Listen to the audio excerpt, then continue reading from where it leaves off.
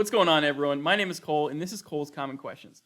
Today's question comes from a subscriber who wanted to know more about the Insight Sheet database. Specifically, they asked us if we have a tutorial, and in fact, we do. So let's go ahead and jump into my computer. I'll show you exactly where to find it. Sweet, so we're over here at getinsights.org, currently logged into my account. We're going to head over to Membership Resources, and then Insight Sheet Database. Now, in the top right corner of your screen, you can see not sure how to read an Insight Sheet. Check out the tutorial here. So this is our tutorial of the Insight Sheet database. Good example here. So on the front page, you see a few items. Number one, mitigation or repair is going to be in the top right corner, in addition to the color of the Insight Sheet. So you can see some Insight Sheet version in the bottom right, and then the title of the Insight Sheet. And then, mitigation is the Tango color, and then the teal color is reserved for repair. Jumping to the next page, we have the loss snapshot. So this is some background information to the loss. What happened here? What's going on? Some good detail as to the loss on hand. In this case, residential class 3, Cat 1 water loss. See that in the first sentence there, and it continues on with some additional information. All right, next slide, line item index. This is like a cheat sheet of all the line items that we're going to be covering in this Insight Sheet. Just a quick reference guide, really quick way to see all of those line items, but where you want to jump to is the meat and potatoes of the Insight Sheet. So at the very top of our screen, we have a category, selector code, activity, calculation, quantity, unit of measurement, and line item description, all at the very top. You'll notice that is rough draft format. Provides you the most information possible, all right there for you. Below all of that initial detail is a detailed F9 note. So in each one of our Insight Sheets, every single one of our line items does contain a sample F9 note.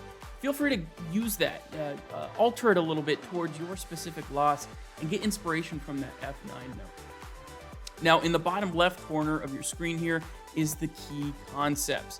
This is fantastic information. This is the sacred cows of the industry. This is tradition of the industry. This is some background information that's going to be helpful as you utilize and justify the use of this line item. Our board of directors here at Actionable Insights is made up of contractors and adjusters. And this is the deliberation between those two sides before we put out an Insight Sheet.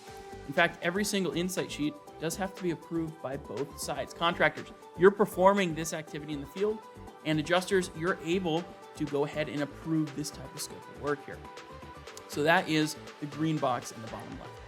Now, on the right side, bottom right, the additional line item info in this blue box. This is just pulled directly from Xactimate. So this is the Xactimate additional line item information.